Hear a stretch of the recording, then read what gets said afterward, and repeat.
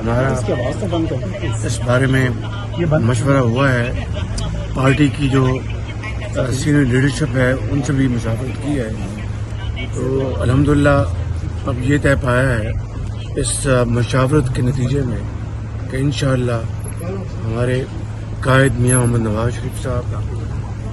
اکتوبر میں انشاءاللہ پاکستان تشریف لائیں گے۔ شہباز شریف صاحب، یہ بتائیے کہ جو اس وقت جو ججز جو عمر عطا بندیال ہے اور جو لائک مائنڈیڈ ججز ہیں، پاناما ججز اور ان کے ساتھ والے جو ججز ہیں، ان کے ہوتے ہوئے آپ کیا سمجھتے ہیں کہ نواز شریف کو انصاف ملے گا؟ اللہ تعالیٰ ان کو سب ہی نہیں، بعض کو ہدایت عطا فرمائے کہ میں ان سے یہ پوچھنا چاہتا ہوں کہ جس بینچ نے پاناما سے اقامہ کا فیصلہ کیا، اور آپ سب جانتے ہیں کہ پاناما میں میاں محمد نواز شریف صاحب کا دور دور تک کہیں نام نہیں تھا، اور جو 400 450 اس میں جو نام تھے پاکستانیوں کے، اس میں کئی اور سیاستدان بھی تھے، لیکن جس شخص کا محمد نواز شریف صاحب کا نام نہیں تھا ان کو پاناما میں بالکل بے بنیاد طور پر اور ایک سازش کے ذریعے ان کو ملوث کیا، اور جو اور لوگ جن کا پاناما میں نام تھا ان کا آج تک کسی نے پوچھا تک نہیں۔ ایک بات، دوسری بات، اقامہ میں فیصلہ انہوں نے کیا وہ صریحاً ایک بدنیتی پر ایک مبنی فیصلہ تھا، اس کی کوئی بنیاد نہیں تھی، اور آج پوری قوم کے سامنے حقائق آ چکے ہیں اور دودھ کا دودھ اور پانی کا پانی ہو چکا ہے۔ دوسری بات یہ ہے کہ عمر عطا بندیال صاحب نے عمران نیازی کا جیل میں جو حال احوال ہے اس کے بارے میں تو ان کو بڑا یاد آیا اور انہوں نے پوچھا، لیکن جب میاں محمد نواز شریف جب اپنی بیٹی کے ساتھ پاکستان واپس آئے، ان کو پتہ تھا کہ سیدھا جیل میں بھجوایا جائے گا، تو اڈیالہ جیل میں میاں محمد نواز شریف کو اور ان کی بیٹی کو پہلی رات زمین پر سلایا گیا، اور جیل کا کھانا وہاں پر ان کو کہا آپ کو کھانا پڑے گا۔ اس وقت عمر عطا بندیال کہاں تھے؟ اس وقت کیوں نہ ان کو یاد آیا کہ یہ ناانصافی کی آخری حد ہے؟ ایک بات۔ دوسری بات میں یہ کہوں گا کہ جب میاں محمد نواز شریف جیل میں تھے، اڈیالہ جیل میں، اور میری بھابھی صاحبہ شدید علیل تھی لندن میں، جیل میں ان کو پتہ چلا، میں اس دن وہاں پر اتفاق سے ان کو ملاقات کے لیے آیا ہوا تھا، اور ان کی میری بھابھی صاحبہ اللہ تعالیٰ ان کو جنت الفردوس میں جگہ عطا فرمائے، میاں نواز شریف کی بھرپور کوشش کے باوجود ان سے بات نہیں کروائی گئی۔ کاش عمر عطا بندیال صاحب کو یہ واقعات کا بھی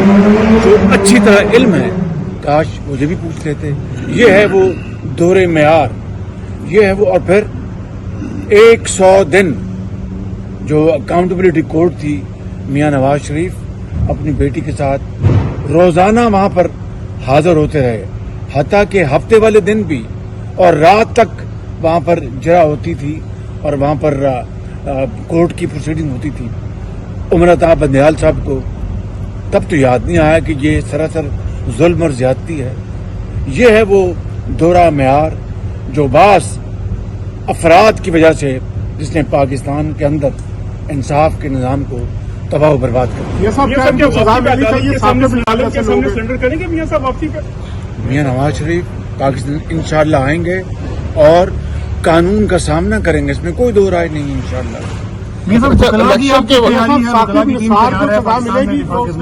دیکھیے جی، ایک شفاف احتساب وہ وقت کی اہم ترین ضرورت ہے، وہ اکراس دا بورڈ ہونا چاہیے، اس کے بغیر پاکستان آگے نہیں بڑھ سکتا۔ سر آپ اس سر الیکشن چاہتے ہیں کہ 3 ماہ کے اندر اندر ہو، جیسے کہا جا رہا ہے کہ الیکشن ملتوی ہونے کے؟ ہمارا پارٹی کا موقف بڑا واضح ہے کہ ہم نے ایک بات الحمدللہ جو آئین کی روح کے مطابق اسمبلیاں ہم نے اسمبلی ڈیزالو کر دی اور اس کے بعد یہ چیف الیکشن کمشنر